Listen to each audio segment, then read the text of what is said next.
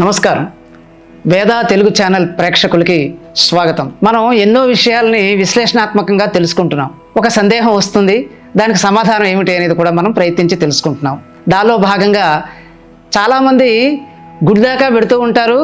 ఆ గుడిలో ఎందుకండి కూర్చోవటం, వచ్చేయచ్చు కదా దర్శనమైన వెంటనే అని అనుకుంటూ ఉంటారు. కాదండి, దానిలో ఉన్న అర్థం ఏమిటి, అసలు పరమార్థం ఏమిటి అనే విషయాన్ని ఈవేళ మనం కాస్త ఆలోచిద్దాం. సరే, గుడికి పెడతాం. భగవంతుడి మీద ఉన్నటువంటి అపారమైనటువంటి విశ్వాసం, భక్తితో దైవ దర్శనం చేసుకుంటాం. షటకోపం తీసుకుని తీర్థప్రసాదాలు స్వీకరించి వెళ్ళిపోతాం. కానీ కొంతమంది ఆ పక్కనే కూర్చుంటూ ఉంటారు. ఏముంది ఇంకా పని, వెళ్ళిపోదాం నడవండి అంటారు మరికొందరు. కాదు కాదు, కాసేపు కూర్చోవాలి, పెద్దలు చెప్పారు అంటే ఏమిటో, ఎందుకు కూర్చోవాలో తెలియదు. విషయం తెలిస్తే మాత్రం కూర్చోవటంలో ఉన్నటువంటి అర్థం పరమార్థం మనకి గ్రహించే అవకాశం ఉంటుంది. ఏమిటి అంటే, ఆలయంలో దైవ దర్శనం పూర్తయిన వెంటనే ఒక పక్కన కూర్చుని కాసేపు కళ్ళు మూసుకుని ధ్యానంలో ఆ స్వరూపాన్ని, అమ్మవారి స్వరూపం కావచ్చు, అయ్యవారి స్వరూపం కావచ్చు, ఒక్కసారి స్మరించుకోమన్నారు. అనేక రకాల అలంకరణలు చేస్తారు కదండి. ఆ అలంకరణలలో ఆ దేవతను కానీ ఆ దేవుడు కానీ చూసి మనం పొందిన ఆనందాన్ని ఒక్కసారి కనులు మూసుకుని జ్ఞాపకం చేసుకోమన్నారు. ఏమండి, ఎదురుగుండా విగ్రహం ఉంది కదా, కళ్ళు మూసుకోవడం ఎందుకు, మళ్ళీ జ్ఞాపకం చేసుకోవడం ఎందుకుండి అని మీరు అనొచ్చు. కాదండి, ఇలా చూసి అలా మర్చిపోయే సన్నివేశాలు ఎన్నో ఉంటాయి. కానీ దైవం అనేది అలాంటిది కాదు. దైవాన్ని నిత్యం స్మరించుకుంటూనే ఉండాలి. దైవస్మరణ అనేది అనేక విధాల పాపాలను పోగొడుతుంది అని పెద్దలు చెప్పారు.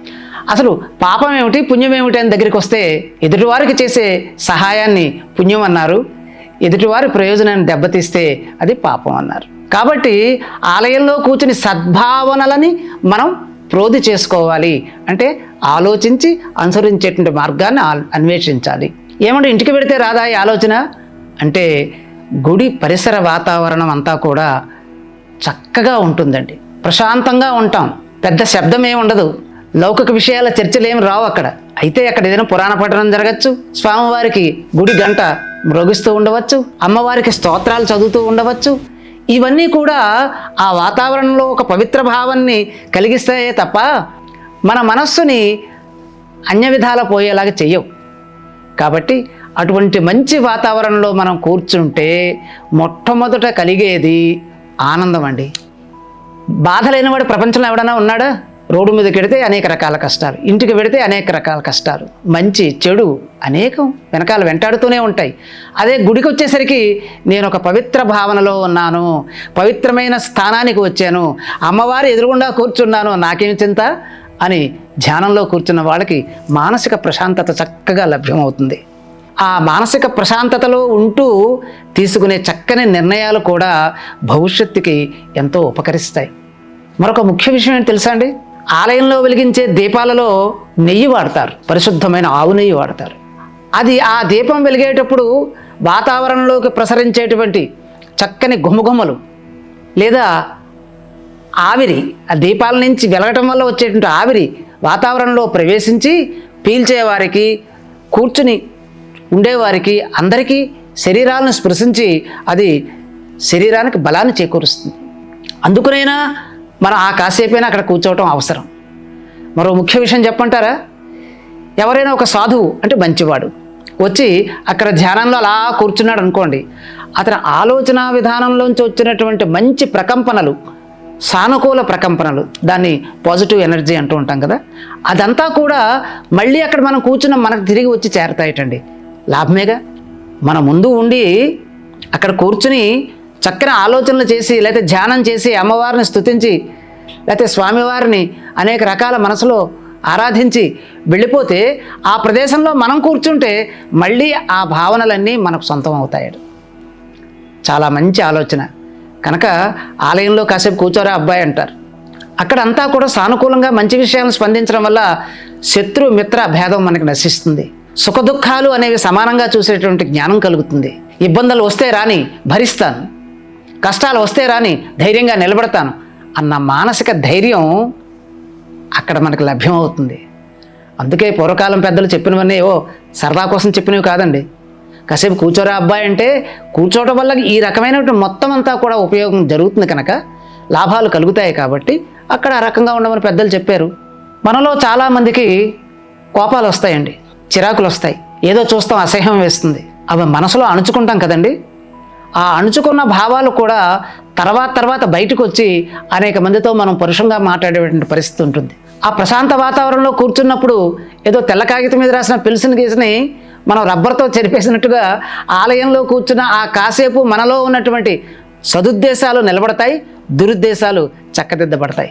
మంచి ఆలోచనలు ఉత్సాహపరచబడతాయి, చెడ్డ ఆలోచనలు అణచబడతాయి. కాబట్టి మనకు తెలియకుండానే దైవ శక్తి వలన కానీ, వాతావరణ పరిస్థితి వల్ల కానీ మనలో అనుకోని అనేక రకాల మంచి చక్కని మార్పులు కలుగుతాయి. ఇలా దేవుడికి నమస్కారం చేసి అలా వెళ్ళిపోతాను అనుకుంటే ఇవన్నీ దొరకవు కదండి. కాబట్టి అనుభవజ్ఞులైన వాళ్ళు పెద్దలు మనకు చెప్పారు, నాయనా కాసేపు కూర్చో, లేదండి సమయం లేదండి, పోనీ సమయం ఉన్నప్పుడే ఆలయానికి రావచ్చు కదా, ఓ 10 నిమిషాలు అక్కడ కూర్చోవచ్చు కదా, ఈ ప్రయోజనాలు పొందవచ్చు కదా. ఈ ఆలోచన ఉన్నవారు అక్కడ స్థిరంగా ఉంటారు. మరొక ముఖ్య విషయం ఏంటి తెలుసండి, మనలో భక్తి ఒక పాలు ఉందనుకోండి, ఎవరైనా వచ్చి స్తోత్రం చేస్తూ కళ్ళు మూసుకుని అలా ధ్యానం చేస్తుంటే వారిని చూడగానే మనలో కూడా ఓహో ఇలా ఉండాలి, ఇలా చెయ్యాలి, ఇలా ఉండకూడదు అనే అంశాలు కూడా మనకి చెప్పకనే చెప్పినట్లు అవుతాయి. కాబట్టి అది ఆ పరిశీలన కూడా మనకి లభ్యమవుతుంది అక్కడ. అదే ఏ పంతులు గారు అక్కడ పురాణ శ్రవణం చేస్తున్నారు అనుకోండి, ఆ పురాణ శ్రవణం వైపు కాస్త మనసు పెడితే దాని నుంచి అందేటువంటి సారాంశం కూడా మన హృదయాలకు సోకుతుంది కదా, మంచి గ్రహించిన వాళ్ళం అవుతాం కదా. పవిత్రమైనటువంటి నామస్మరణ వల్ల చక్కని ప్రకంపనలు జరిగి ఆనందం అనేటువంటిది గుండె నిండా నిండిపోతుంది.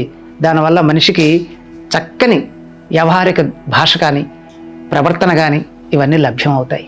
అలాగే దేవాలయాల్లో జరిగేటువంటి పూజలు, యజ్ఞాలు, వ్రతాలు, నోములు ఇవన్నీ కూడా మనిషి మీద చక్కని ప్రభావాన్ని చూపిస్తాయి. ఎవరైనా ఓ పండో కాయో ఎవరికైనా ఇస్తున్నారనుకోండి, దానం చెయ్యాలి అనేటువంటి ఒక సుగుణం కలుగుతుంది.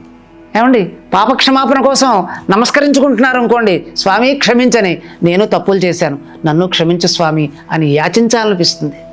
అహంకారపు పొరలు తొలగి దైవత్వం మీద ప్రగాఢ విశ్వాసం కలగాలి అంటే అటువంటి చోట కాసేపు కూర్చుని ఈ శుభ పరిణామాలని కూడా పొందాలని పెద్దలు చెప్పారు.